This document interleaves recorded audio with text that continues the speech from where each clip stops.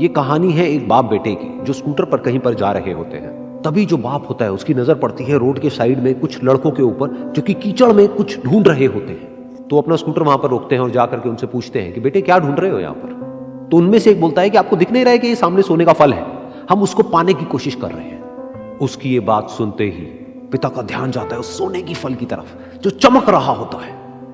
फिर उनके माइंड में कुछ इमेजिनेशंस बनने लग जाती हैं कि काश ये जो फल है ये मेरे बेटे के पास में आ जाए तो ना सिर्फ उसकी बल्कि मेरी भी जिंदगी बदल जाएगी। तो बिना सोचे समझे अपने बेटे को धक्का मार देते हैं उस कीचड़ में और बोलते हैं कि तुझे किसी भी कीमत पर वो फल लेकर के आना है। लेकिन बेटे को वो फल नहीं चाहिए होता है, उसके अपने कुछ और ही सपने होते हैं। वो बहुत कोशिश करता है अपने पिता को ये समझाने की कि मेरी खुशी इस फल में नहीं है, मेरी खुशी कहीं और है, मेरे सपने कुछ और है। लेकिन उसके पिता उसकी एक नहीं सुनते हैं। वो उसको धक्का मारते हैं उस कीचड़ में और बोलते हैं कि मैं तुझसे पूछ नहीं रहा हूं, तुझे बता रहा हूं कि तुझे वो लेकर के आना है। तो वो बेटा भी अपने बाप के सपने को सच करने के लिए अपनी पूरी जान लगा देता है और पूरी कोशिश करता है कि किसी तरीके से उस सोने का फल उसके हाथ में आ जाए। लेकिन जैसे जैसे वो हाथ पैर मारता है उस फल को पकड़ने के लिए वो और नीचे धंसने लग जाता है और फिर जाकर के उसको समझ आता है कि ये कीचड़ नहीं है, ये दलदल है। वो चीखता है, चिल्लाता है, अपने पिता को आवाज लगाता है, लेकिन उसके पिता उसकी एक नहीं सुनते। बोलते हैं कि बहाने मत बना, और भी लोग हैं वहां पर जो कर रहे हैं, तो जब वो कर सकते हैं तो तू क्यों नहीं कर सकता। तो एक बार वो फिर से कोशिश करता है और अपनी पूरी जान लगा देता है, लेकिन उसके बाद भी उसके हाथ में कुछ नहीं आता है और वो धीरे धीरे नीचे धंसता चला जाता है और मर जाता है। तब जाकर के उसके पिता को एहसास होता है कि उससे कितनी बड़ी गलती हो गई।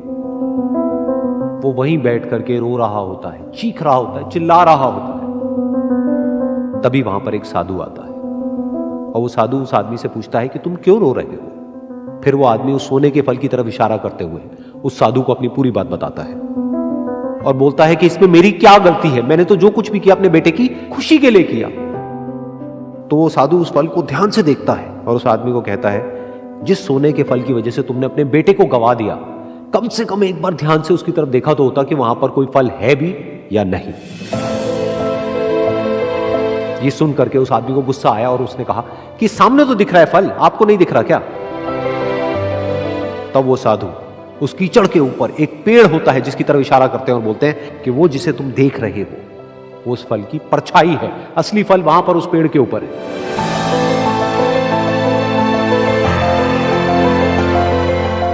फिर वो साधु उस आदमी को बोला कि अपने बेटे को जबरदस्ती धक्का देने की बजाय और उसको बताने की बजाय कि तेरी खुशी किसमें है, अगर तुमने उससे पूछा होता कि बेटा तू बता तू क्या करना चाहता है और तेरी खुशी किसमें है, तो ना सिर्फ तुम्हारा बेटा जिंदा होता बल्कि हो सकता है कि उसके हाथ में वो असली सोने का फल भी होता।